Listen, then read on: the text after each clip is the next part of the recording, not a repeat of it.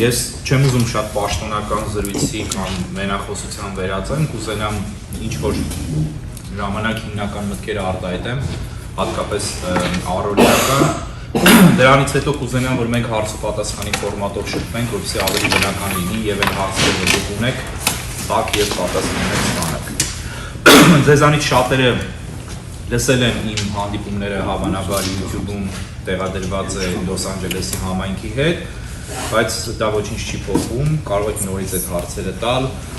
եթե չեք լսել, ես սիրով կպատասխանեմ։ Հիմա ուզում եմ խոսել նրա մասին, թե ինչ է BWR-ը եւ խոսել նրա մասին, թե որն է BWR-ի առաջնային նպատակը այս պահին։ BWR-ը դա վերկուսակցական մի կառույց է, այսինքն BWR-ը կուսակցություն չի, թեև մենք ունենք կուսակցություն ազգային ժողովրդարական BWR անունով գրանցված ընտրությունների մասնակցելու համար եւ քաղաքական process-ներին պաշտոնական ֆորմատով մասնակցելու համար։ Բայց օրինակ ես կուսակցական չեմ,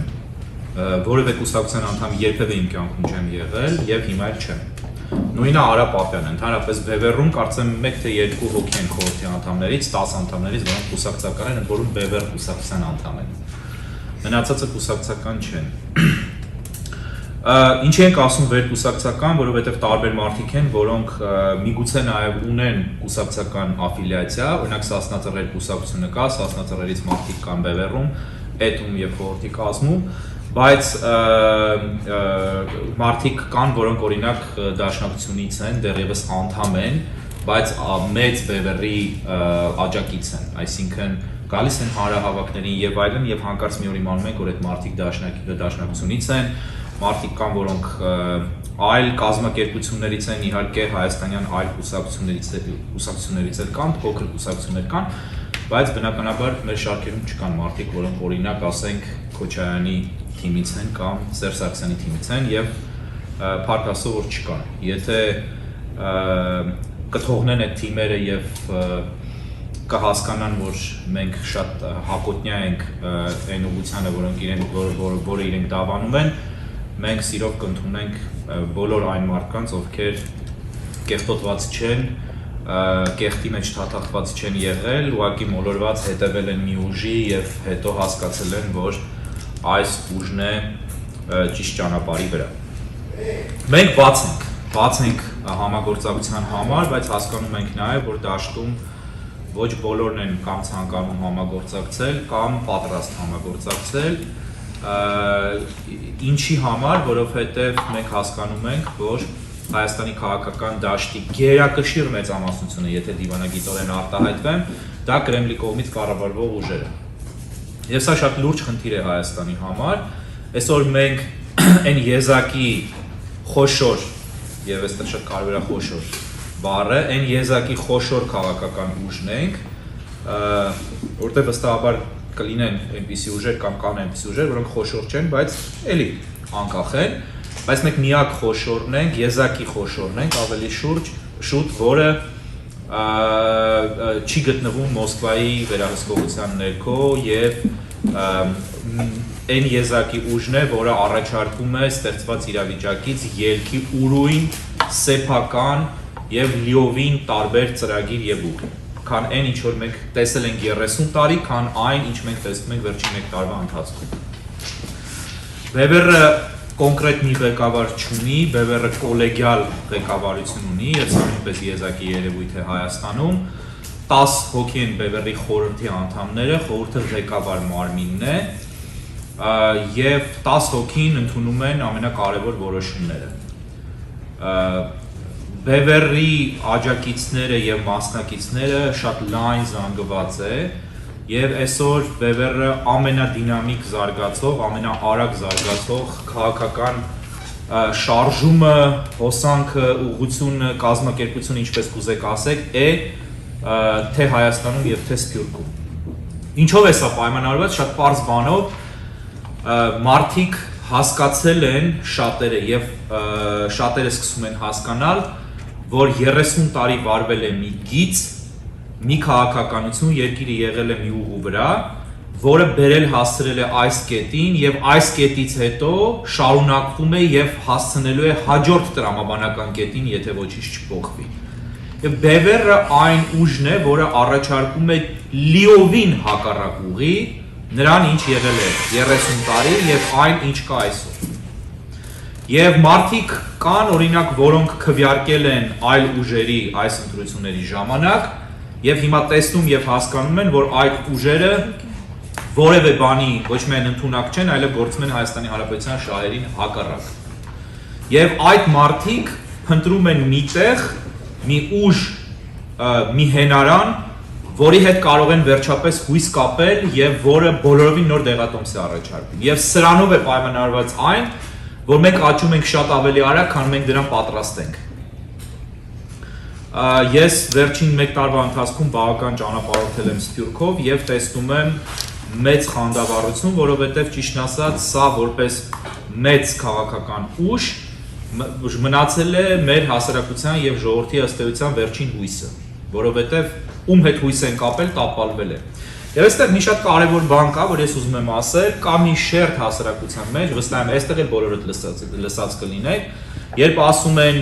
սրան հավատացինք խաբեց, նրան հավատացինք խաբեց, դավաճանեց եւ այլն, ել չենք հավատում ոչ մեկի, կամ ասում են մեզ, ինչի պիտի ձեզ հավատանք։ Շատ պարզ պատճառով, որտեղ մենք բոլորովին այլ բան ենք առաջարկում, քան այն ինչ դուք լսել եք բոլորից, մինչև մեզ։ Բոլորից ասելով կրկին ասեմ, նկատի չունեմ փոքր քաղաքական ուժեր, անձկուսակցություններ, խմբեր, խմբակներ եւ այլն, որոնք էլի շատ չեն, շատ քիչ են։ Բայց նկատի ունեմ կշիռ ունեցող քաղաքական խաղացողներ, ծանրակշիռ եւ մեծ ծավալի։ Հիմա այս համատեքստում նաեւ պիտի անընդհատ հայ ժողովուրդը հասկանա, որ անընդհատ պիտի փորձի։ Դու եթե ուզում ես ապրել, դու չես կարող ասել, ես հիասթափվեցի անընդհատ, եղավ պատերազմ, դրանից հետո ավելի հիասթափվեցի եւ վերջ, ես հիմա տուն եմ գնում։ Որտեղ այդ տունը լինելու է քո գերեզմանը արդեն։ Եթե դու ամեն ինչ փակես եւ գնաս տուն քնելու, դու չես արթնանա առավոտյան, որովհետեւ չկա մեկ այլ իրավիճակ, երբ դու կարող ես ոտքի կանգնել, բացի այնքան անընդհատ քաղաքական պայքար վարելը այսօր եւ ընտրելը այն ճիշտ ուժին, որը քեզ կհանի այս իրավիճակից։ Եվ պետք չի որ նորից կրկնեմ եւս մեկ անգամ, ինչու ենք մենք այդ ուժը, որը կարող է հանել, որովհետեւ մենք ունենք դեղատոմս հստակ քայլերի հաջորդականություն եւ մեր մոտեցումները եւ գաղափարախոսությունը գիտականորեն մշակված եւ պրակտիկորեն ապացուցված համակարգի վրա են հենված։ Մենք օդի մեջ չենք խոսում, մենք պոպուլիզմով չենք զբաղվում։ Ես ասեմ անկեղծ, շատերը մոտենում են եւ ասում են, վերջերս մի քիչ պակասել է, որտեղ հասկացել են, որ դա լինելիք չի եւ մենք դա անող չենք, ասում են, ինչի չեք մի քիչ պոպուլիզմ անում, ինչի չեք մի քիչ խոսում, որ դուք գալու եք իշխանության գները իջեցնելու եք, թոշակները բարձրացնելու եք եւ այլն, ձեր հետևից ավելի կգան, կամ ասում են, մի քիչ խափեք, որ ժողովուրդը խափվի գա ձեր հետևից, այդպես չի լինում։ Այդպես չի կարելի անել, դրա արդյունքը մենք տեսնում ենք այսօր։ Եթե դու բարոյական քաղաքական ուժ ես, իսկ մենք հավատում ենք բարոյական քաղաքականությանը, եւ սա հեքիաթ չի, սա պոպուլիզմ չի, հավատացեք աշխարհում կան երկրներ, մեզանից էլ փոքր, մեզանից էլ մեծ, որտեղ քաղաքականությունը լիովին բարոյական հունով է ընթանում։ Այդ անբարոյական երկրները եւ անբարոյական մշակույթներն են մեզ հայերիս ներշնչել, որ քաղաքականությունը անբարոյականություն է։ Չկա այդպիսի բան։ Կան քաղաքական լիդերներ, որոնք հեռանում են քաղաքականությունից եւ իրենց հետևից լաց են լինում, իրենց քաղաքացիները։ Արդյոք անբարոյականի հետևից լաց կլինեն։ Ոչ։ Արդյոք անբարոյական քաղաքական համակարգերում դա հնարավոր է։ Ոչ։ Ինչի պիտի մենք ունենանք ամենաանբարոյական քաղաքական համակարգը, որովհետեւ մենք դրան չենք հավատացել, որովհետեւ մենք հանդուրժել ենք, որովհետեւ մենք անընդհատ անբարոյականության հետ հարմարվել ենք քաղաքականության մեջ։ Հիմա բևեռը գալիս է, որպեսզի այս երևույթները փոխի, բայց ո՞րն է մեր ամենահիմնական միսիան եւ առաքելությունը, դա Հայաստանի փրկությունն է կարճաժամկետ հեռանկարում եւ բառացիորեն փրկությունը, որովհետեւ մենք Հայաստանը կորցնում ենք։ Երկարաժամկետ հեռանկարում դա ուժեղ, հզոր, կայացած եւ կենսունակ, այս բառը մենք թերևս առաջինն ենք, որ օգտագործում ենք քաղաքական համատեքստում, կենսունակ Հայաստանի հիմնադրումն է։ Հայաստանը այսօր չկա որպես պետություն, Հայաստանը կա միայն որպես տարածք, պետական ատրիբուտներով եւ միջազգային կարգավիճակով, որը ձևական բնույթ է հիմա կրում։ Ինչու է շատ կարևոր կենսունակ բառը եւ կենսունակ հասկացությունը, շատ բարձ պատճառով, որովհետեւ Հայաստանը այսօրվա սահմաններով, որոնք ապօրինի սահմաններ են, օկուպացված իր տարածքի մեծագույն մասի, գրեթե 90%-ի օկուպացվածության պայմաններում չի կարող լինել կենսունակ։ Ինչու չի կարող լինել կենսունակ, որովհետեւ երկու կողմից ունի թշնամիներ,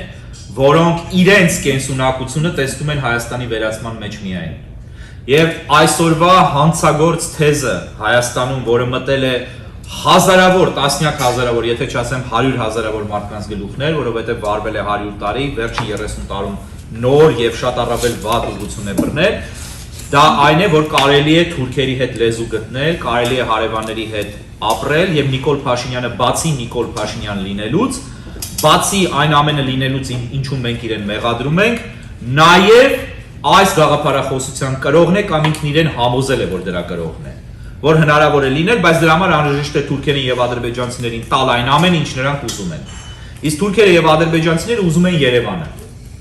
Հերթով իրենք գալիս են առաջ եւ իրենք հասնելու են իրենցին, եթե մենք մեր մեջ մտածողությունը չփոխենք, մի Նիկոլ Փաշինյանին փոխելով եւ հեռացնելով, խնդիրը չի լուծվելու։ Դրա համար մենք համակարգային մոտեցում ենք առաջարկում եւ մենք չենք ասում, որ եկեք Նիկոլ Փաշինյանին փոխենք, մենք գանք իշխանության, ամեն ինչ լավ է լինելու։ Մենք ասում ենք, մենք իշխանություն գալիս ենք ինչի համար։ Եվ մենք Քոչարյանի պես հարցին, թե արդյոք Հայաստանը պետք է ինքնիշխան լինի, մենք չենք պատասխանում։ Պետք է մտածենք, արդյոք Ռուսաստանի կազմ մտնելը ճիշտ կլինի եւ այլն։ Դա բացարձակ նոնսենս է։ Դու մտնում ես Ռուսաստանի կազմ, դա նույնն է, ինչ դու մտնես Թուրքիայի կազմ։ Հայաստան չի մնալու, ընդ որում Հայաստանը մաս-մաս վաճառվելու է եւ նվաճվելու է թուրքական տարի կողմից շատ հանգիստ։ Այնինչ այսօր առանց Ռուսաստանի կազմ մտնելը է տեղի ունենում։ Հիմա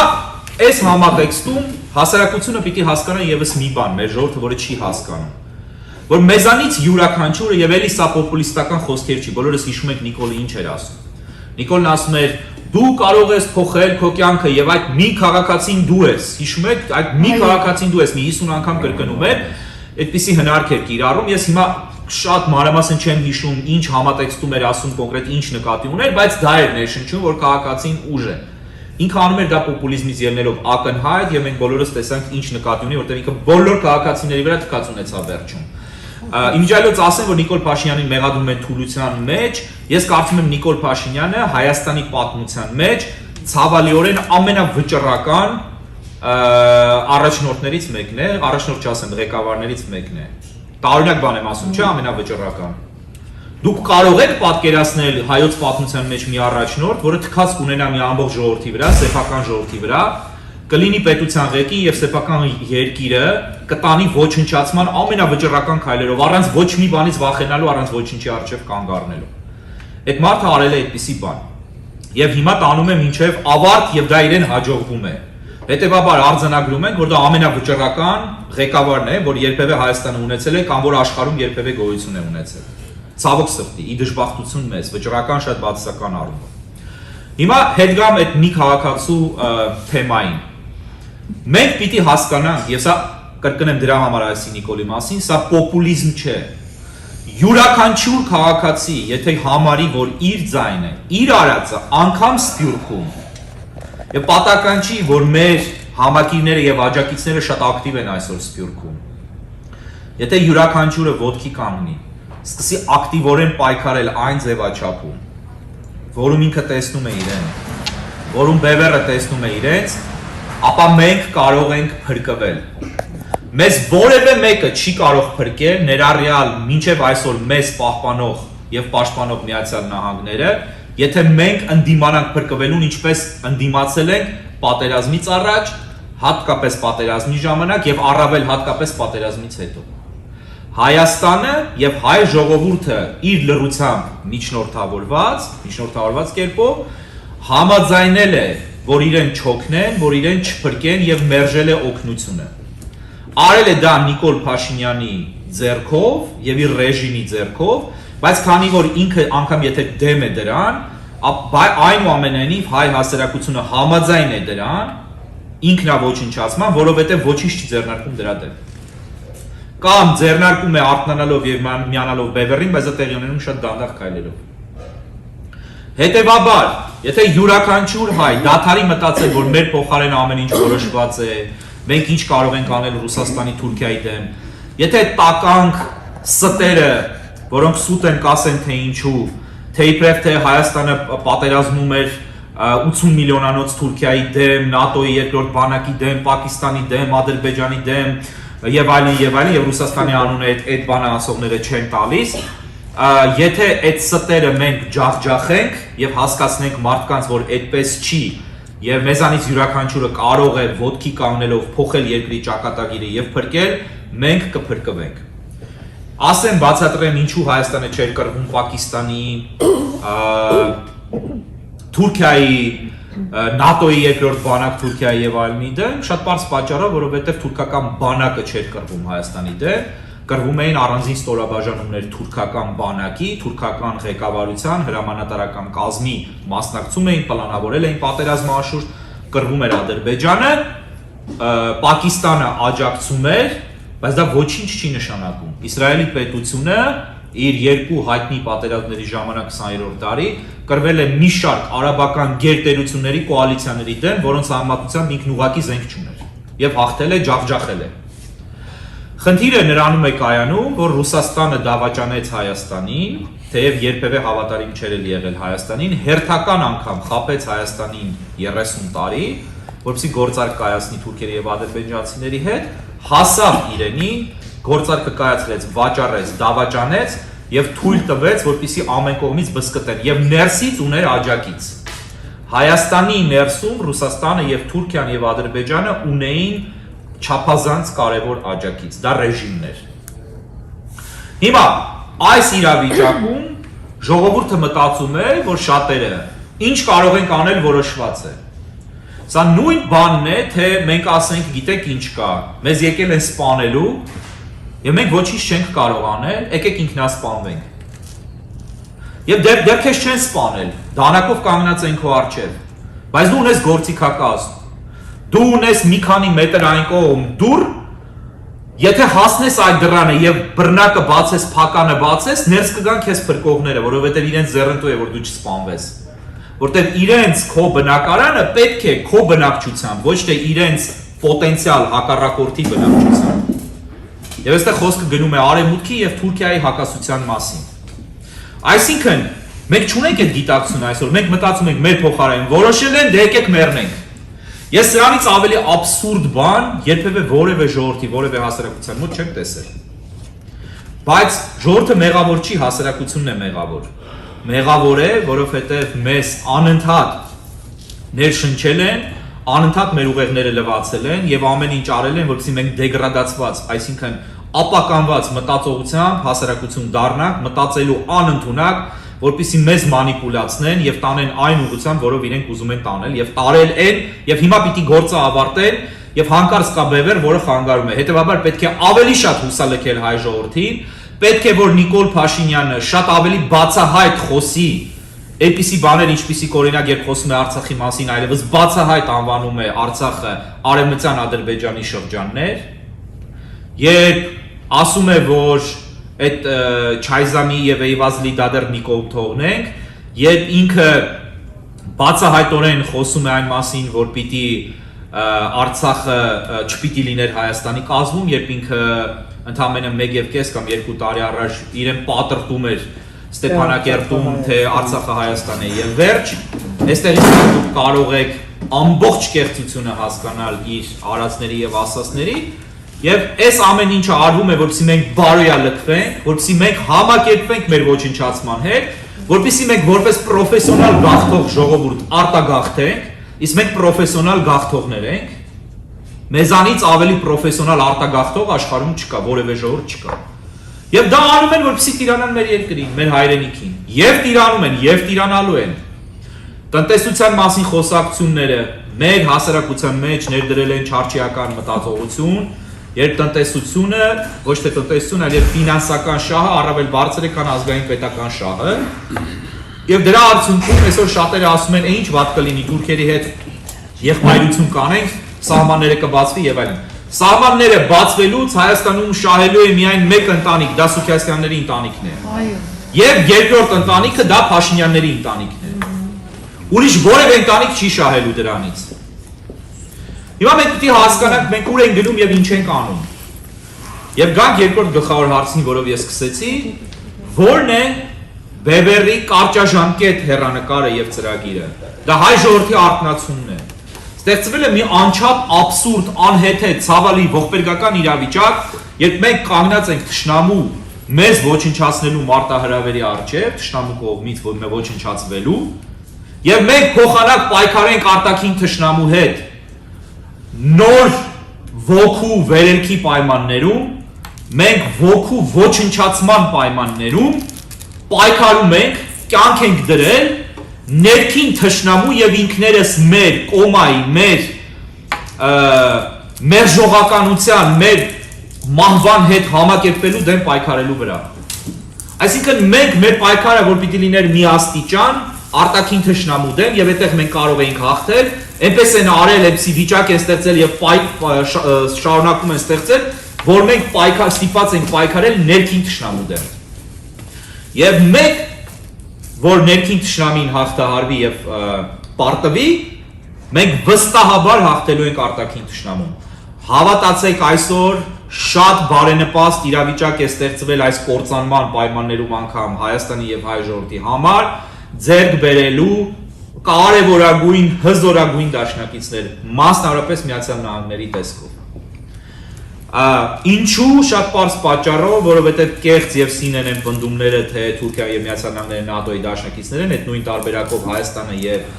ՀԱՊԿ-ի դաշնակիցները, այսպես անվանական դաշնակիցներ են, բայց մենք տեսնում ենք, որ երբևէ չեկավ ՀԱՊԿ-ը Հայաստանին օգնության եւ բոլորովին այլ խնդիր է, թե ինչու է այսօր Նիկոլ Փաշինյանը հայկական զորքեր ուղարկել Ղազախստան։ Ուղարկել է, որովհետև նույն այդ դաշնակիցները ճակերտավոր ցանկանում են ամեն ինչ անել, որպեսզի Հայաստանը վերջնականապես ոչնչանա, թուլանա, հայ ժողովուրդը մորթվի այդ թվում եւ Ղազախստանում, եւ դրա համար օգտագործում են հայկական ռեժիմը, հայաստանյան ռեժիմը եւ իրենց դաշնակցությունը հիմա էլ ճակերտների մեջ դաշնակցությունը դրանով է դրսեւորվում։ Մինչդեռ օրինակ Հունաստանը եւ Թուրքիան նույնպես ՆԱՏՕ-ի կազմում դաշնակիցներ են, ովքեր կարող են պնդել, որ Հունաստանը եւ Թուրքիան բարեկամ երկրներ են։ Նրանք կատաղի թշնամիներ են։ Եվ Միացյալ Նահանգները զինում է Հունաստանի Թուրքիայի դեմ։ Միացյալ Նահանգները Թուրքիայից հանում է իր ռազմաբազաները եւ տեղափոխում է Հունաստան։ Ինչի է Թուրքիայից հանում։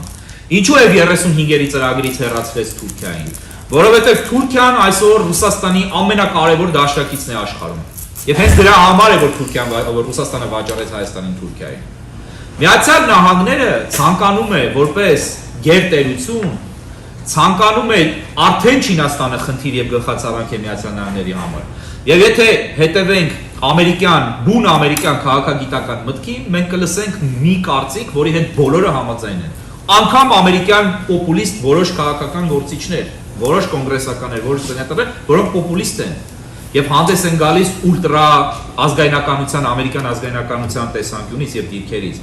Բոլորը միաձայն եւ միաբերան համաձայն են, որ Չինաստանը այլևս անկասելի ուժ է եւ դառնալու է Միացյալ Նահանգների համար լրջագույն մրցակից եւ հակառակորդ։ Շատ մոտ ապագայում։ Միացյալ Նահանգները անչափ անհանգստացած է դրանից։ Հիմա եկեք հասկանանք, արդյոք Միացյալ Նահանգները կուզենա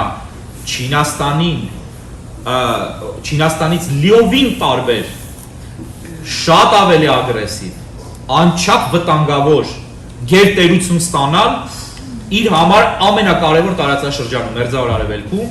եւ մինչեւ Ասիա։ Կայսրություն մեկ այլ, որը Միացյալ Նահանգներին վստահաբար կարող է գերազանցել, արդյոք Միացյալ Նահանգները կցանկանա ստանալ։ Իդեմս Թուրքիայի։ Իհարկե ոչ։ Եվ մի տերություն, որը դաշնակցելու է Ռուսաստանի հետ, ընդդեմ Միացյալ Նահանգների։ Սա խնդիր է, որը հայ ժողովուրդը եւ հայ հասարակությունը հրաժարվում է հասկանալ։ Շատ պարզ բան է։ Վերցրեք քարտեզը եւ on-line դուք տեսել եք բազմաթիվ բաներ Facebook-ում հրապարակումներ, երբ թուրքական աշխարհի քարտեզն են ցույց տալիս։ Գալիս է Թուրքիայից, ծայր արևմուտքից, Կոստանդնուպոլսից, Ստամբուլից թուրքերենով, գալիս է եւ թուրքական աշխարհը կանգ է առնում մի պահ Հայաստանում, Հայաստանի մատույցներում, Հայաստանի սահմանին հետո շարունակվում է Հայաստանի արևելյան սահմանով Ադրբեջանով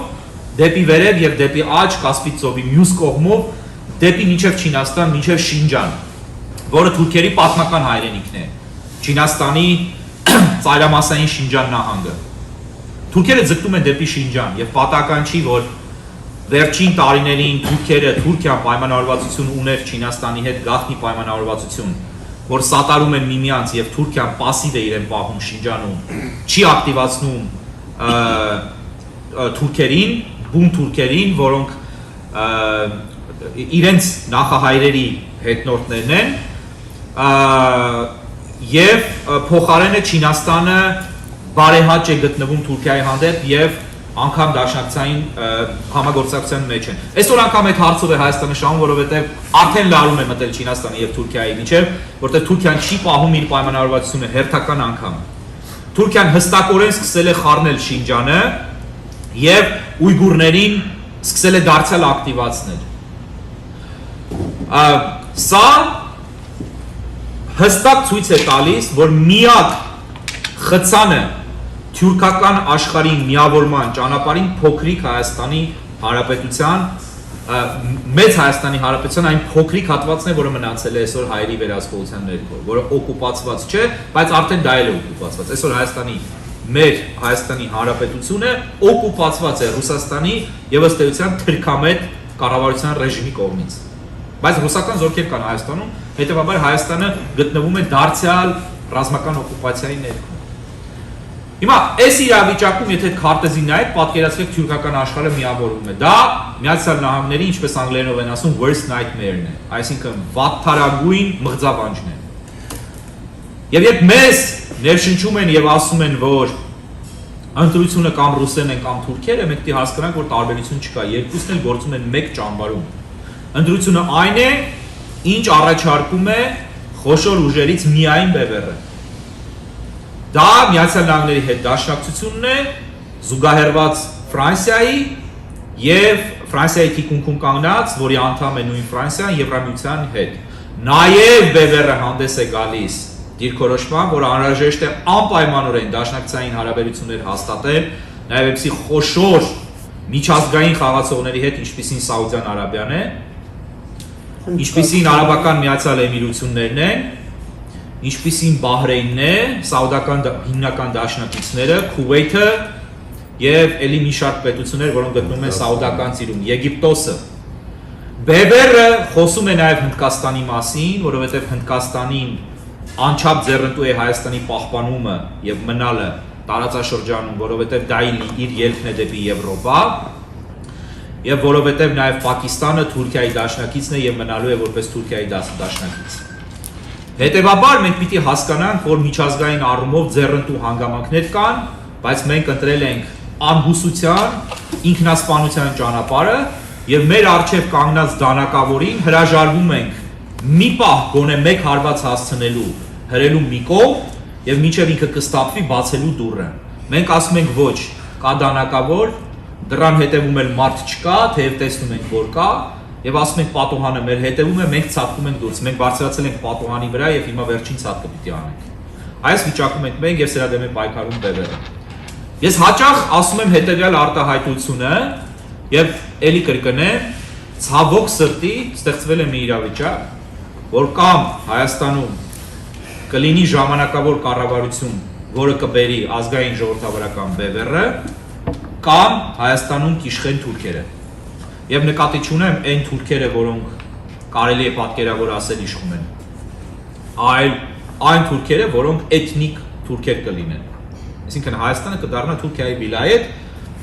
կարող է Երևանը պահպանել սուվերենության որոշ ատրիբուտներ, Հայաստանի Հանրապետության դրոշ եւ այլն, բայց Հայաստանը խժռելու են շատ արագ։ Սկսվել է Սյունիքի կործանումը եւ եթե մենք չհետևենք այն գաղափարախոսությանը, որը բարձրացնում է ԲԲՌ-ը, մենք հեռանկար եւ ապագա չունենք։ Սա ցավոք սրտի, շատ ցավոք սրտի անայլընտրանք իրավիճակ է։ Ասեմ նաեւ, որ ԲԲՌ-ի խնդիրը չէ գալի իշխանության, բայց ԲԲՌ-ը հասկանում է, որ քանի որ ինքն է այն եզակի մեծ ծավալուն, հզոր եւ խիստ կազմակերպված ուժը, որը ունի այս դեղատոմսը լուծման, ինքը ստացվում է, որ այն եզակի ուժն է դաշտում, որը կարող է իշխանության գալով այս ծրագիրը ներդնել եւ Հայաստանին վերադարձնել իր կենսունակության գոնե մինիմում աստիճանը։ Եվ դրա համար է, որ մենք խոսում ենք Նախիջևանի մասին, խոսում ենք Արցախի մասին, խոսում ենք այլ բաների մասին, մենք հասկանում ենք, որ դա մի տարում չի լինելու, բայց մենք հասկանում ենք նաև, որ հрьяաները 2000 տարի զրկված էին եւ վտարված էին իրենց հայրենիքից, բայց 2000 տարի երազեցին, ոչ թե երասկոտությամբ զբաղվեցին, այլ երազեցին իրենց հայրենիքը եւ իրենց երազը իրականություն դարձրեցին 0-ից։ Մենք ունենք ոտնատեղ, մենք ունենք բազա, մենք ունենք հողի վրա ժողովուրդ, որը այո լքված է, դավաճանված է, ինքնասպանման ճանապարհին է, բայց ունենք հрьяաները դա էլ չունեին տեղում։ Եվ եթե մենք մի քիչ խելք, կամք եւ սթափություն դրսեւորենք, մենք անպայմանորեն այս վիճակից դուրս ենք գալու։ Կրկնեմ, որովհետեւ ունենք դաշնակիցներ, բնական դաշնակիցներ, որոնք սպասում են պրակտիկ դաշնակիցներ դառնալու իրենց ժամանակին, բայց դրա համար մենք պիտի ձեռք մեկնենք, ոչ թե ինքնասպանվենք։ Եվ ասեմ, որ եթե այս ինքնասպանության process-ը շարունակվի, ապա արևմուտքը անպայմանորեն այդ Միացյալ Նահանգները սկսելու է խոսել եւ դաշնակցել Ադրբեջանի եւ Թուրքիայի հետ, որպեսզի կարողանա վերահսկել նրանց, հասկանալով, որ Հայաստանը վերջացած է, Հայաստանը շանս չունի եւ ցանկություն չունի փրկվելու։ Դրա համար եթե այս ընթացքը շարունակվի եւ ժողովուրդը չարթնանա, անպայմանորեն տեսնելու ենք արևմուտք, որը ստիպված դարձյալ սեփական շահերից սկսելու է արդեն զիջումներ անել Թուրքիային եւ Ադրբեջանին, որովհետեւ այդպես է կյանքը։ Եթե մեկը ասում է ես որևէ իրավունք չունեմ, ես չեմ ուզում նստել սեղանի շուրջ, ինձ մի փրկեք, ինձ մի օգնեք, իրեն բռնաբարողի եւ իրեն սպանողի հետ ստիպված սկսում են լեզու գտնել, որովհետեւ պիտի մեկի հետ լեզու գտնես նրա հետ, ով տնօրինելու է այդ տարածքը, այդ սենյակը։ Մենք պիտի հասկանանք, որ մենք այս իրավիճակը հանդուրժելու, թույլ տալու իրավունք չունենք, մենք ենք արևմուտքի բնական դաշնակիցները եւ արևմուտքը շատ ուզի ոչ թե անհուսությունից գնա եւ ինչ որ մի պահի սկսի աշխատել Հայաստանի թշնամիների հետ,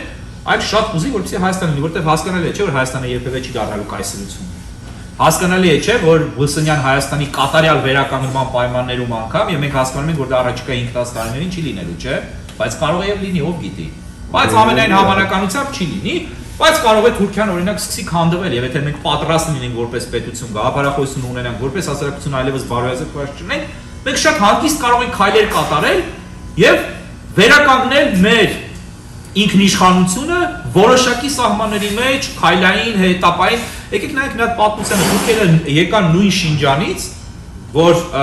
արևելյան հատվածում կոչվում է Ալթայ, այդտեղից եկան ընդհանրապես պետություն չկար, մարդիկ 0-ից այլոց հողերի վրա պետություն ստեղծեցին, հայերի, Հայաստանի եւ Բյուզանդիայի։ Բայց ըստ էության հսկայական մասը Թուրքիայի պետության Հայաստան էր։ Մարդիկ եկան ստեղծեցին այդ պետությունը, բոլորովին այլ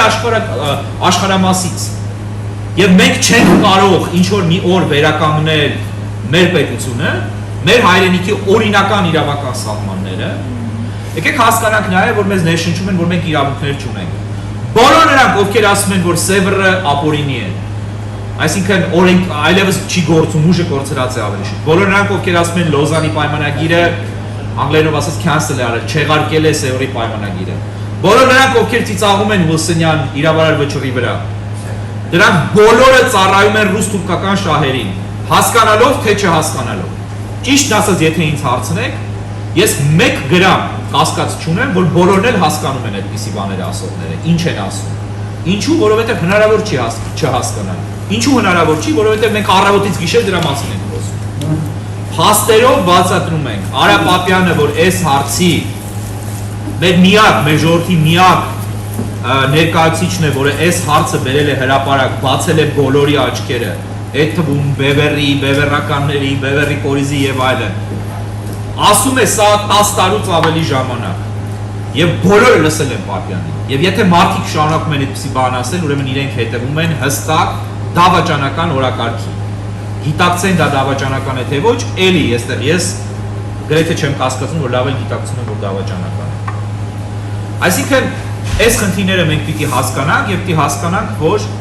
յուրաքանչյուրս անելիք ունենք, եթե մենք ակտիվ ենք Սատարում ենք Բևերին, դուրս են գալիս փողոց, օրինակ Երևանում։ Իսկ Սփյուռքում մասնակցում ենք Բևերի պայքարին, դառնում ենք Բևերի մաս, մասնակցում ենք մեր ձևաչափով, լինի դա ակցիաներին մասնակցելով, թե աջակցությամբ Բևերին, նյութական աջակցությամբ, որովհետև պետք է հասկանանք, որ քաղաքականությունը անվճար չի, ինչպես բժշկությունը անվճար չի։ Ցավոք սրտի երկուսն էլ անվճար չեն, Երանի երկուսն էլ անվճար լինեն։ Բայց անպայման մեկը վճարում է դրա համար։ Առողջապահության համար օրինակ սոցիալական համակարգ ունեցող պետություններում վճարում է պետությունը, բայց պետությանը վճարում են քաղաքացիները, ինչպես օրինակ սկանդինավյան երկրներում։ Հարկեր են տալիս շատ բարձր կամ Ֆրանսիայում, եւ պետությունը վճարում է առողջապահության համար, բայց վճարվում է։ Եվ երբ դու օրինակ Սկանդինավիայում գնում ես անվճար բժշկություն ստանալու շատ բարձր որակով, դա անվճար չի, դու դրա համար արդեն վճարել ես բարձր հարկերի տեսքով։ Դու վճարում ես, բայց այնտեղ կա գիտակցություն, որ դա վճարովի է, թեև իրենք ստանում են անվճար ըստ էության, անվանական անվճար, բժշկին փող չեն տալիս։ Հայաստանում թե բժշկությունը, թե քաղաքականությունը վճարովի են։ Հայաստանում ժողովուրդը վարժվել է նրա եւ հայկական Սփյուռքում, որ քաղաքականությունը պետք է անվճար լինի, բայց ինչ որ մեկը վճարում է, չէ՞ դրա համար։ 30 տարի շարունակ հայաստանյան քաղաքականության համար ով է վճարել։ Կրեմլը։ Իհարկե Կրեմլը, իհարկե Ռուսաստանը։ Առանձին օլիգարխների միջոցով, ձեռքով կամ հանձնարարելով նրանց, կամ ուղղակիորեն։ Այսօր մեր ավանդական կուսակցություններից մեկին ես հավատացած եմ, կարծում եմ, գրեթե վստահ եմ, որ վճարում է Կրեմլը Հայաստանում գործելու համար։ Դե այդ կուսակցությունը այսօր ֆինանսական միջոցներ չունի, չի գալիս։ Նախկինում հսկայական միջոցներ է ունեցել։ Ավանդական մեր հայտնի կուսակցություններից մեկը։ Պարզ է չէ, որ մեկը պիտի վճարի, իսկ ինչի են վճարում, որպեսզի դու քաղաքական պայքար վարես։ Հնարավոր չի քաղաքական պայքարը վարել անվճար։ Մենք այսօր քշել ենք Լոս Անջելեսից եկել ենք այստեղ, մնում ենք հյուրանոցում, ծախս ենք անում, գումար ենք ծախսում, այդ գումարը ինչ որ միտերից պիտի գա, չէ։ Որևէ մեկս բիզնես չունի, խորհրդի անդամներից որևէ մեկը կարծեմ մեկ բացառությամբ չի աշխատում։ Աշխատողներ սեփական բիզնեսը հաջողվել է պահպանել, հա։ Եթե չեմ սխալվում, ոչ մեկը չի աշխատում, չեմ ուզում հաստատ մնդաց լինեմ, մեկը կարծեմ։ Բայց ինչպես ենք անում։ Եթե չլինեն աջակիցներ ձեր պես, մենք ուղղակի չենք կարողանա աշխատել։ Մենք չենք կարողանա որևէ բան տեղից շարժել։ Մենք չենք կարողանա ցույցեր կազմակերպել, ցույցերը ինքնանպատակ չեն։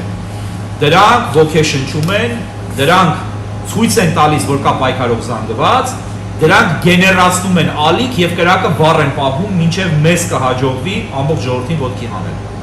Երբ մենք ամբողջ ժողովրդին ոտքի հանեցինք, մենք Հայաստանում լինելու ենք իշխանություն։ Երբ մենք լինենք իշխանություն, Հայաստանը կստանա իր միակ շանսը փրկվելու։ Ցավոք սրտի սա է իրականությունը։ Երանի մենք ունենայինք մրցակիցներ անգամ քաղաքական դաշտում, մեր գաղափարները դավանող մրցակիցներ իրենց մասշտաբներով, իրենց կարողություններով, իրենց ծավալներով եւ իրենց փորձառությամբ եւ իրենց գիտական մոտեցումներով նաեւ եւ պրակտիկ եւ թող գաղափարը լիներ, մենք թող չլինենք, չգայինք իշխանության, թող իրենք գային։ Կարևորը երկիրը փրկվեր։ Հետևաբար յուրաքանչյուրս հայաստանցիները իրենց ձևաչափով, մասնավորապես ամերիկահայ համայնքը, որ մի համայնք չի, տարբեր համայնքներ են, հենց այստեղ Ֆրեզնոյի հայությունը առանձին համայնք է, չէ՞։ Պիտի հասկանան, որ իրենք կարող են մասնակցել եւ իրենց մասնակցությունը էական է։ Հավատացեք, յուրաքանչյուրի անգամ փոքրիկ մասնակցությունը էական է, դա կաթիլի վրա դառնում է միդուլ ջուր։ Միդուլ ջուրը դառնում է մի ավազան ջուր, մի ավազան ջուրը դառնում է մի լիճ եւ այդպես շարունակ։ Եվ այդ լիճը ձուկ է ստեղծում, արդյունք է տալիս։ Երբ որ կաթիլի մեջ ձուկ չկա, փոքրիկ ավազանում էլ ձուկ չկա։ Սա պիտի հասկանանք։ Հիմա ուզում եմ շնորհակալություն հայտնել ձեզ բոլորիդ, որ եկել եք, որ հետաքրքրված եք եւ կարծում եմ այս հիմնական գծերը ներկայացնելուց հետո կարող ենք անցնել հարց ու պատասխանի։ Հայաստանը, որ զոր ուղարկեց Ղազախստան, ինչ որ մի վստահություն արտասահմանը գործնի, թե չէ։ Հրաշալի հարց եք տալիս, շնորհակալ եմ։ Հարցը վերաձևակերպեմ, այսինքն ասեմ առավել պարզ հստակ շարադրեմ, այնպես ինչպես դուք նկատի ունեք, արդյոք Հայաստանը պրեստիժի, հեղինակության եւ շահերի կորուստ ունենա Ղազախստան զոր ունենալուց։ Միանշանակ, անվերապահորեն արդեն ունեցել է Ոչ միայն Հայաստանը, այլև հայությունը ընդհանրապես դարձել է սրանով թիրախ, սա իմ գնահատման ազգային հանցագործություն է։ Հանցագործություն է ազգի ժողովրդի դեմ։ Իմ գնահատմամբ, իմ կարծիքով, իմ սուբյեկտիվ բնորոշմամբ, սա հանցագործություն է հայ ժողովրդի դեմ։ Ինչու է հանցագործություն, որովհետև մի քանի ասպեկտներ կան սրանում եւ կողմեր։ Առաջինը դու ուղարկում ես ռազմական օգնություն մի երկիր, որը ունի 100,000-ից ավելի բանակ, 100,000-ից բանակ։ 108,000, եթե չեմ սխալվում, միգուցե մի քանի հազարով սխալվում եմ, եւ ահռելի ոստիկանական ուժեր։ Երկրորդը այդ պետության ղեկավարը ջերմագին շնորհավորանքներ է հղել, ընդ որում ոչ մեկ անգամ, քեզ ջախջախած քո թշնամի պետության ղեկավարին եւ այդ պետությանը քո հանդեպ հաղթանակի կապակցությամբ։ Չկա աշխարհում մարդկության պատմության մեջ այսպիսի նախադեպ։ Չկա նախադեպ։ Քո թշնամու դաշնակցին իշխանությանը դու գնաս աջակցելու։ Ընդ որում Ղազախ ժողովուրդը չի շնորհավորել Ալիևին եւ Ադրբեջանին։ Շնորհավորել է Ղազախստանի առաջնորդը։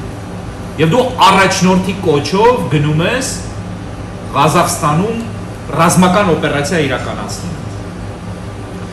Մյուս հանգամանքը հետևյալն է։ Ինչի ես գնում ես, որովհետև քեզ այդ հանձնարարականը կարծում եմ որևէ մեկը չի կասկածում կռավելու մեջ, որ եթե դիվանագիտորեն ասեմ, ամենայն հավանականությամբ տվել է Վլադիմիր Պուտինը։ Մյուս հանգամանքը դու գնում ես կրակից քո ձեռքով շագանակներ հանելու նույն Կրեմլի համար։ Ռուսական կայսերապաշտական ծրագրի համար եւ այսօր տեսնում ենք, որ խոսում են Ղազախստանը Ռուսաստանի կազմակերպելու մասին արդեն Պետդումայում եւ դու մասնակից ես դառնում Ղազախ ժողովրդի եւ Ղազախ պետականության կործանման ծրագրի, կհաջողվի թե չի հաջողվի, բայց այդ ծրագրին դու մասնակից ես դառնում։ Մյուս վտանգավոր կետը դա այն է, որ դու դառնում ես ինտերվենցիոնիստ, այսինքն դու կատարում ես intervention, ինտերվենցիա։ Դու ներխուժում ես կատարում մի երկիր, անգամ եթե դրա ղեկավարը հրավիրում է քեզ, որովհետև Ղազախները չեն խնդրել, ամբողջ Ղազախ ժողովուրդը կամ պետությունը միասնական չեն եւ չեն խնդրել քեզ, որպեսզի դու գնաս եւ օգնության հասնես։ Շատերը այստեղ կարող են բերել Սիրիայի օրինակը եւ այլն, Սիրիան բոլորովին այլ օրինակ է։ Սիրիայում իրականում կային ահաբեկչական ուժեր եւ տարբեր երկրներ ինտերվենցիա կատարեցին Սիրիայում ահաբեկչական ուժերի դեմ պայքարելու համար։ Այո, այլ նպատակներ նույնպես հետապնդվում էին բնականաբար, բայց դա առավել լայն թեմա է, դրա մեջ չխորանանք։ Կոնկրետ Հայաստանի մասին խոսում։ Մյուս հանգամանքը դու հայ զինվորներին այլ պետության ներքին գործերի մեջ դարձնում ես խաղակարդ եւ պատրաստ ես զոհաբերել։ Լուրեր կան, տեղեկություններ կան, որոնք կարծես թե սկսել են հաստատվել, որ բելարուսական զորքերի թվում կան զոհեր։ Ղազախները բավական վճռական ժողովուրդ են, բավական կամային ժողովուրդ են եւ Ղազախներից շատերը, ինչպես տեսնում ենք սոցցանցերում, երթվել են ինտերվենցիոնիստ օկուպանտ զորքերին, որոնց թիվ ցավոք սրտի դարձրել է մեր անմեղ զինվորներին, մցրել է այդ թվի մեջ Նիկոլ Փաշինյանը, խոստացել են սպանել այդ զինվորներին։ Դու տանում ես եւ մատաղ ես անում կամ դարձնում ես մատաղացու, եթե անգամ չսպանվեն, տա Աստված, որ չսպանվեն մեր զինվորները եւ ողջ առողջ վերադառնան, բայց դու տանում եւ դարձնում ես պոտենցիալ ըստ էության մահապարտներ։ Ինչի համար, որովհետեւ քեզ հրամայել են, որպեսզի դու դա անես։ Ես կարող եմ մի բան տներես հայք չեմ։ Ասեք։ Ես կարծում եմ, որ սա ամենաանհեռատես քայլն է, այն իմաստով, որ այս ուղարկելով այս զինվորներին Ղազախստան, վտանգի տակ են գնում այնտեղ ապրող 100,000 հայերի կյանքը եւ անպայման վրեժ կլուծեն։ Հայ ժողովրդից վրեժ կլուծեն։ Եվ ես չեմ հասկանում, Ինչքան կարելի է լինել այսպես հետևողականորեն ազգային շահերին դեմ գնալ։ Ինչքան։ Չէ, դե եթե մենք հավատում ենք, որ ծրագիր է, որն իրականացվում է Հայաստանը եւ հայությանը ոչնչացնելու եւ դա իրականացվում է։ Եվ ողբերգություն է, որ մենք սատարել ենք նման ղեկավարի։ Հիմա վարչապետի մենք նայենք թե ինչ է կատարվում։ Իրականում տեսեք, բացի զինվորներից ես կարող եմ ձեզ ստացվող լուրեր հայտնել, որը հաստատված չի, բայց այդպիսի լուրեր մենք ստանում ենք ներքին ալիքներով Ղազախստանի ներսից, հայ համայնքից, մենք ունենք տեղեկություններ եւ սա ես առաջին անգամ եմ հնչեցնում, որ որոշ ղազախական շրջանակներ նշաններ են դնում հայկական բնակարանների տների վրա։ Դա դասական սցենար է ջարդել կազմակերպելու եւ ցուցակագրում են, հետևում են հայերին, հայտնի հայերին, ովքեր համայնքում հայտնի են, բիզնեսների վրա են նշաններ դնում։ Եվ գիտեք ինչ կա, մարդիկ, ովքեր իրենց երկիրը պաշտպանում են, հիմա սկսելու են եւ իրենց երկրում խնդիրներ ունեն, հիմա սկսելու են հայերին նայել եւ այդպիսի շրջանակներ կան, որպես դավաճանների, որպես թշնամու գործակալների, որտեղ Հայաստանը եւ հայերը դառնում են ըստ էության Ռուսաստանի գործակալներ, որին այսօր Ղազախ ժողովրդի մի մասը համարում է թշնամի եւ նաեւ իրենց իշխանությանն են համարում թշնամի բավական լուրջ շրջանակներ Ղազախստանում եւ հայերին այդպես են սկսելու նայել եւ սա անչափ վտանգավոր բան է եւ շատ տեղերում ոստիկանությունը միացել է ապստամբներին այո եւ մենք չգիտենք ինչով սա կավարտվի մյուս կողմից հայերին կարող են այդպես սկսել վերաբերվել նաեւ այլ պետություններում նախկին խորհրդային միության հայերին այդպես կարող են վերաբերվել հարևան միջինասիական պետություններում որտեղ դառնում է անվստահելի էլեմենտ ըստ էության սա խայտարակ որոշում է որը իմ խորին անձնական վերլուծությամբ եւ համոզմամբ ծրագրավորված քայլ է թե դրսից եւ թե ներսից երկուսի ձեռքերով դրսի եւ ներսի ձեռքերով հայ ժողովրդի ոչնչացման ծրագիրը եւս մեկ քայլով մոտեցնելու ամեն կերպ ինչով որ հնարավոր է հայությանը կանգնեցնել ոչնչացման եզրին անում են եւ մենք հանդուրժում ենք Նիկոլ Փաշինյանին մենք հանդուրժում ենք ռուսական իշխանությունը մենք ասում ենք գրանք մտնենք Ռուսաստանի կազմ մենք նկատի չունենք մեզ այ ժողովրդի մի մասը մնացած մասն էլ դեմ լինելով դեմը լալով կողմ կլա որովհետեւ լուր է այդ անտարբերությունը ավելի հանցագործ է այո անտարբերությունը ավելի հանցավոր է քան բացահայտ հանցավորությունը կամ բացահայտ համոզվածությունը շատ ճիշտ է համաձայն եմ ձեզ հիմա այսպիսի իրավիճակ կա Ղազախստան զորքեր ուղարկելը մի խոսքով եւ վերջինը ասեմ Հայաստանին դարձնում է pariah state այսինքն государство изгой ռուսերենով ասած աքսորիալ կամ մերժված պետություն եթե հայերենով թարգմանենք եւ Հայաստանին զրկելու է ամեն տիպի բացահայտ հնարավոր աջակցությունից այսպես ասեմ բայց մյուս կողմից բացառված չի, եթե քաղաքագիտական մեկ քայլ առաջ վերլուծություն անենք, բացառված չի, որ սա trigger հանդիսանա, այսինքն այն կայծը հանդիսանա, որը կարող է մի շարք միջազգային խաղացողների համոզել, որ Հայաստանում այս վիճակը դառնում է անտանելի եւ Հայաստանի ռեժիմը դառնում է վտանգավոր ընդհանրապես, վտանգավոր գործակալ այսպես առաջադեմ փոփոխությունների համար աշխարհում եւ այստեղից չգիտենք ինչ կարող է լինել վտանգները եւ սարսափելի ռիսկերը հայության Հայաստանի հայ ժողովրդի համար այս քայլով ահռելի են բայց նաեւ մի բան կա որ մենք պետք է նաեւ հասկանանք որ գոնե արևմուտքում հասկանում են որ սա Նիկոլ Փաշինյանի արածն է եւ ոչ թե հայ ժողովրդի ես ձեզ տեղեկացնեմ որ Բևերը 3 հայտարարություն արեց մենք նաև նամակներ ենք հանձնել դեսպանատներին, որով մենք խստագույնս դատապարտել ենք այս հանցավոր որոշումը եւ հստակ ընդգծել եւ հայտնել ենք, որ հայ ժողովուրդը Նիկոլ Փաշինյանը չէ, որ Նիկոլ Փաշինյանը ըստ մեզ գործում է հայ ժողովրդի շահերին հակառակ եւ այս քայլով կատարում է Կրեմլի հանձնարարությունը եւ հրամանը։ Սա ողբերգություն է, հուսամ սա էլ կհաղթահարենք։ Իսկ Ադրբեջանը ուղարկել է Ղազախստան։ Ադրբեջանը իհարկե չի ուղարկել, թեև մերձավորագույն դաշնակից է Ղազախստանի հետ, անգամ Qırğızstանը չուղարկեց, որտեղ հոապուշ չեն մերպես։ Այսինքն Ադրբեջանը այսօր Ադրբեջանին է շնորհավորել հաղթանակը։ Ադրբեջանը այսօր աշխարհի ամենավճռական, ամենասեփական շահերի առումով խելացի, ամենահաշվարկող, ամենակամային եւ ամենահետեւողական պետություններից մեկն է։ Իր ղեկավարով հանդեպ։ Ցավոք սրտի ի դժբախտություն մեզ։ Ծաղրեցին եւ այս ապուշների խմբակը չհասկացավ, որ Ալիևը աշխարհի ամենավճռական եւ ամենախորաթափանց բացասական առումով ղեկավարներից մեկն է, ամենավտանգավոր թշնամին, որին կարող էր հայ ժողովուրդը ունենալ։ Եվ երկրորդ ամենավտանգավոր թշնամին էլ Երևանում է հայ ժողովրդի, գիտեք, այսինքն գտան իրար եւ ամենայն հավանականությամբ իրար հետ լեզու գտան։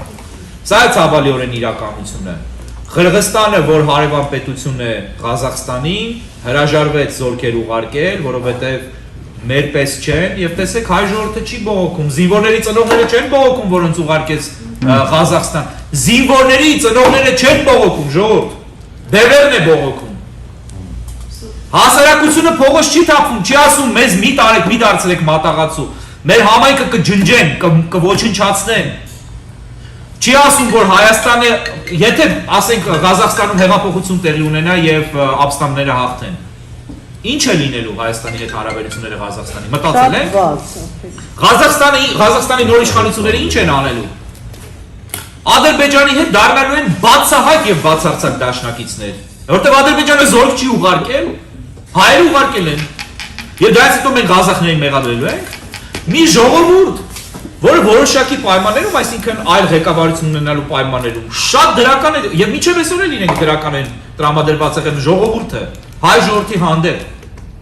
Ղազախ ժողովրդի հետ ինչ խնդիր է ունեցել հայ ժողովուրդը։ Ոչ մի խնդիր չի ունեցել։ Սա մենք պիտի հասկանանք եւ մենք ինչ պիտի անենք, պիտի բողոքի, եթե ծնողները դուրս չեն գալիս փողոց։ Ես վերջին Լոս Անջելեսի հաղորդման ժամանակ ասացի, ռազմագերիների ծնողները դուրս չեն գալիս փողոց։ Զոհվածների ծնողները դուրս չեն գալիս փողոց։ Բարեկամները դուրս չեն գալիս փողոց։ Ծնողներ կան, որոնք սատարում են այս ռեժիմը։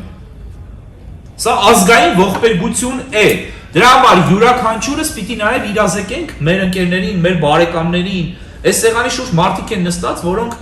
իրենց քույրերի, իրենց ընտանիքի անդամների հետ են կապերը կտրել։ Կտրել են կտրականապես, հենց այս սեղանի շուրջ նստած են այդ մարդիկ։ Այն բանով, որ ընդ որում այդ ընտանիքի անդամները չեն սատարում Նիկոլ Փաշինյանին կամ Ռոբերտ Քոչյանին, ուղղակի ատարբեր են։ Եվ մարդիկ կտրել են, փաստացի կտրել են կապերը։ Այսինքն սա ես կոչ չեմ անում, որ կտրվի, բայց սա այն կարևոր խնդիրն է, որ պիտի մարդը կյանք դնի սրա մեջ։ Ես այստեղ հանդիպում եմ ծանոթների մարդկանց, որոնց ճանաչում եմ, որոնք թքած ունեն ինչա կատարում Հայաստանում։ Իրենց համար նոր կյանք են գտել։ Հայ են այդ մարդիկ չէ, հայ չեն։ Մենք հպարտանում ենք, հիմարություններ ենք անում, ասում ենք Անդրեա Ագասին հայ է, Շերը հայ, ինչով են հայ։ Ծագումով, ազգանունով, ում են պետք է այդպիսի հայերը։ Ֆիլիպ Կիրկորովն էլ է հայ։ Ընդ որում 100%-անոց հայ։ Ես ես ասեմ Սերգեյ Լավրովն է հայ։ 100%-անոց հայ է։ Շատերը գիտեն 50%-անոց։ Ոչ, 100։ Ես անձամբ իր շուրթերից եմ լսել։ Անձամբ իր շուրթերից 2016 թվականին մի սենյակում եմ եղել, որտեղ նաև Սերգեյ Լավրովն էր։ Ալիևի ներն է։ Եվ Լավրովին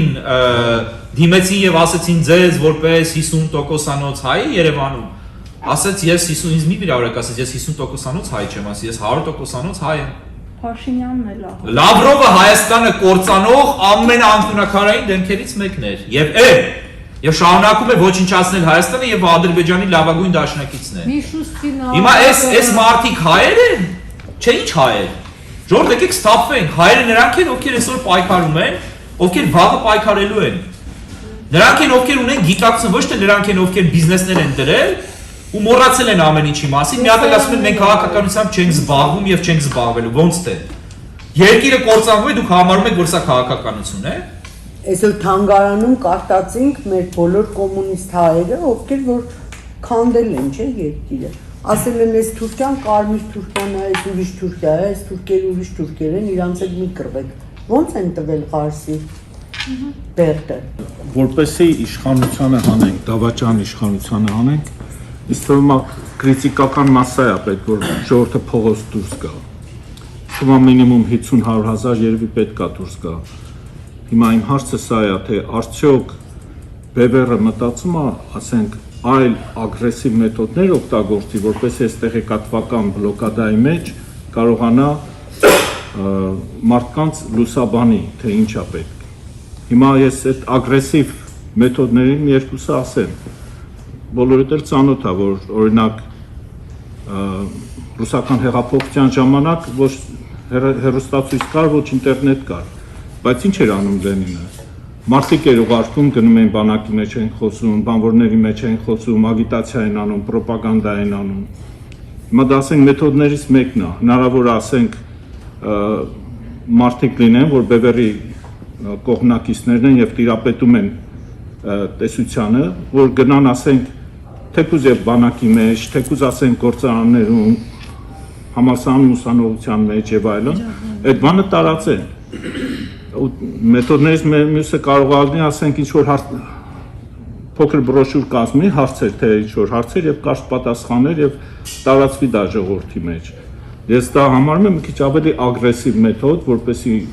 տեղեկատվությունը տարածվի, քան ասենք ես իհարկե համաձայն եմ, որ դուք ասենք ցույց եք անում կամ այնտեղ մարդիկ գնում են բրոշուրներ են, նշտերի գիրքն են բաժանում եւ այլն, բայց արդյոք այլ մեթոդներ բևեռի ղեկավարությունը մտածում է ներդնի, որպեսզի այդ քրիտիկական մասսան պետք է հասնի, ժողովուրդը ապաթիայի մեջ է, չէ՞ մի բան պետք է արվի ավելի ագրեսիվ ձևով։ Հրաշալի հարց եք տալիս, շնորհակալ եմ շատ հարցի համար, շատ կարևոր հարց եք տալիս եւ մի քանի կարևոր շեշտադրում արեցիք։ Շնորհակալություն եք հնարավորության համար, անդրադառնամ հերթով։ Առաջինը ասեցիք, որ քրիտիկական զանգված է անհրաժեշտ, համաձայն եմ ձեզ հետ միանշանակ։ Բայց մի հարցով փոքրիկ դետալով, բայց շատ կարևոր դետալով թույլ տվեք չհամաձայնել, դա այն է, որ անհրաժեշտ է 100,000-անոց ժողովուրդ։ 100,000-անոց ժողովուրդ անհրաժեշտ էր Սերժ Սարգսյանի ժամանակ եւ այդ ժողովուրդը եղավ։ Բայց այդ պարզվեց, որ այդ ժողովուրդը չարեց փոփոխությունը, այլ Կրեմլը որոշել էր, որ անի, արեց, ժողովուրդը ուղղակի փողոցում էր, օգտագործվեց ժողովուրդը։ Ցավ սրտի։ Հիմա ներկա իրավիճակում եւ ընդհանրապես ես ասեմ, որ զուտ քաղաքագիտական տեսանկյունից թվերը տատանվում են, որտեղ դա ճշգրիտ մաթեմատիկական հաշվարկ չի կարող լինել, բայց կա այսպիսի գիտական մոտեցում, քաղաքագիտական մոտեցում, որ յուրաքանչյուր պետությունում հստակ արմատական փոփոխություն կատարելու համար, ըստ էություն այս կամ այն ոլորտում կամ ուղղակի քաղաքական հեղափոխություն, իսկական հեղափոխություն իրականացնելու համար անհրաժեշտ է վճռական, երբեմն 0.5%, երբեմն թվերը 1.5% են, երբեմն թվերը մինչև 5% են։ Շատ վճռականորեն տրամադրված ժողովուրդ։ Շատ վճռականորեն տրամադրված։ Բայց 0.5%-ից մինչև 5% է։ Այսինքն 10-15 Կարող են անել հեղափոխություն։ 10-15 հազար Հայաստանի պարագայում մոտավորապես, բայց Հայաստանի պարագայում ավելի մեծ թիվ է պետք ես կարծում եմ։ Ես չեմ ասում, որ դրանք բացարձակ թվեր են, չեմ ասում, որ ես ընդունում եմ դա այդպես, չեմ ասում, որ սա մաթեմատիկական հաշվարկի խնդիր է։ Վերջի վերջո կարող է դու 70, 80, 90, 100 հազար էլ ունենաս փողոցում եւ ոչինչ չանես։ Մենք ունեցել ենք այդպիսի իրավիճակ Քոչարյանի տարիներին, հիշում եք, Ստեփան Դևերճյանն էր առաջնորդում այդ ժամանակ եւ 100,000, 100,000-ից ավելի մարդիկ են եղել փողոցներում, ես հիշում եմ այդ օրերը, որևէ փոփոխություն տեղի չի ունեցել։ Ռաֆի Հովհաննիսյանի ժամանակ։ Ռաֆի Հովհաննիսյանի նախընտրական արշավի եւ հետընտրական արշավի ժամանակ էլ ամեն ինչ ավարտվեց աղոթքով։ Եվ այստեղ իհարկե խնդիր կա, թե ինչ որոշումներ ընդունվեցին եւ այլն, բայց նաեւ պիտի հասկանանք, որ թիվը բացարձակ չի եւ կոնկրետ թվեր չկան։ Հայաստանի պարագայում, բայց ասածս նա է, որ Հայաստանի պարագայում շատ կարևոր է ներողություն, որպեսզի գոնե 30,000 հոգի, 25-30,000 հոգի լինի փողոցներում, գոնե։ Մենք օրինակ հաշվել ենք, որ մոտավորապես, վստահ չեմ ուզում թիվը ասեմ, բայց մոտավորապես 25-ից 30-ը այն շեմն է, որը տեսականորեն եւ ելի ասեմ չեմ ուզում արտակոսով պնդել, տեսականորեն ընդունակ է մեզ հնարավորություն տալու երկրի ռեժիմին հեռացնելու։ Այդ ճնշումը կարող է բավարար լինել, կարող է բավարար չլինել։ Այո, տվեք մեզ 100,000 ժողովուրդ Երևանի փողոցներում, մենք վաղ իշխանությունը վերցնենք։